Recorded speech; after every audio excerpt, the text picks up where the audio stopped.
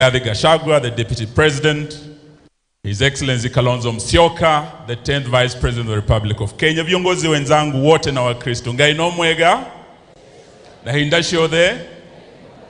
Mimi niko hapa kama rafiki wa Bishop Ben na nimefurahi sana kuwa hapa siku ya leo. Nimekuja na rafiki yake mwingine anaitwa Stephen Kalonzo Musyoka. Vile mnaona huyu bishop sio tu bishop wa area hii, ana marafiki Kenya yote. Ako na marafiki kwa serikali, mnaona wakuu wa serikali wako hapa. Ako na marafiki kwa upinzani, mmeona sisi viongozi wa Azimio na tumeleta salamu za wenzetu, tuko hapa kusimama naye. Na sio tu kiongozi wa kitaifa, yeye pia ni kiongozi wa kimataifa. Nimeeleza tunapoongea hapa dunia nzima iko ina follow what is happening right here. Na ndio sababu tuko hapa kusema hongera. We wish you well. Na ukienda mbele, be assured of our support, both on the government side and on the opposition side. Tutafanya kazi pamoja. And one thing that I've really liked, nimesikia ukiingia kwa mlima siku hizi, lazima utangaze waambie watu gishagi yako iko wapi. Mimi gishagi yangu iko upande ya Bungoma, pahala panaitwa Kamukuywa, eneo bunge la Kimilili, huko Bungoma. Si nimetangaza gishagi yangu? Lakini nakaa kule Kitale na nina furaha kuwa hapa sababu ya urafiki wetu na bishop.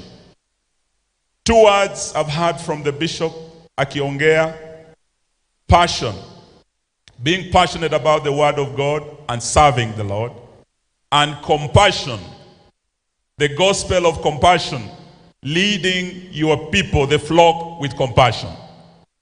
We would like political leaders who are here today to also emulate from the bishop and the leadership of this church, so that we are compassionate even as we lead other Kenyans. Jana tumekuwa na mambo ya tax yetu hapa kwenye bunge letu. Nafurahi sana kuna wabunge 115 who are compassionate enough. Hawa kina Wamshomba who are compassionate enough to know Kenyans are suffering. Ushuru tangu mwaka jana umefinya watu, mama mboga, boda boda, watu wa biashara, watu wote wamefinywa wakafinyika na ushuru. And we hope we will as leaders continue being compassionate to stand with the people and to tell the people the truth. Vile vile, we must be compassionate enough kuheshimu those who have the passion to fight for their people. Tumesikia ndugu zetu wa mlima mkiongea mambo ya one man, one vote, one shilling. Huyu Kahiga has been very passionate about that issue. Deputy President has also been very passionate about that issue. Juzi nimesikia akiongea kule Samburu. Your Excellency, nilisikia ukisema kwa nini Wamalo anaongea hii maneno? Hamumuingili. Raila Odinga ameongea kwa mambo ya one man, one shilling, one vote. Hakuna mtu amemuingilia.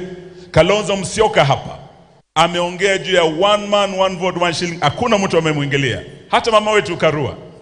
Lakini ikija kwa bwana Gachagua Rigiji, wanaanza kusema ni mkabila. Tunataka tuseme leo ukweli wa mambo ni kwamba the issue of the one man, one shilling, one vote is not a Mount Kenya issue. It is a Kenyan issue. This was a BBI issue. Na kule Western, sisi ndio tulikuwa amongst the first top 10 counties zetu 5 kusema yes kwa one man, one shilling, one vote. Sisi ndio tulikuwa wa kwanza kupitisha BBI kule Western. Na ndio sababu mimi nimetangaza wazi ya kwamba issue ya one man, one vote is a national conversation. Na tusiwe na wale wanaopinga who want to trivialize this issue and who want to even try to isolate the Mount Kenya community or to isolate some individuals. Hiyo hatutakubali. Na hata kuna wenzenu kutoka pande hii wameanza kuwauzia uoga. Watu wanaanza kusema, mkifuata hii maneno mlima huenda ukawa isolated. Ati ile siasa ya 41 versus 1 huenda ikarudi. Musikubali muuziwe uoga watu wa mlima Kenya. sisi tuko na nyinyi. This is a national debate. Na hata wale wanasema eti Gachagua anataka kuharibu serikali, akileta hii maneno ati anaweza angusha hii serikali. Kwani serikali ikianguka hamwezi unda serikali nyingine? Mnaweza hamwezi?